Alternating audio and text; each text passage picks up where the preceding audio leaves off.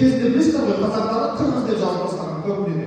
Енді бірақ Орынборда қайда қырғыз мысалға, Семейде қайда қырғыз, біз оны көріп, сол жердегі руларымызды сұрастырып, кіші жүз руларының екенін жалпы топшылап білдік. Байқағандарыңыздай кіші жүз руларында қос жаулық деп айтады. Ішінен бір жаулық, сыртынан бір жаулық, зерлі, оқалы. Қазір мен осы Айгерім ханымға Бөкей Ордасындағы қазақтардың жаулық тартуын көрсетемін.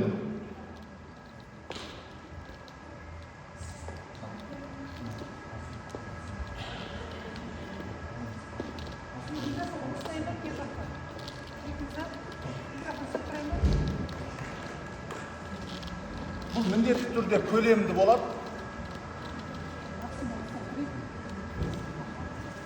Жалпы бұл үлгіні мен Түркменстаннан көшіп келген адайлардан үйрендім.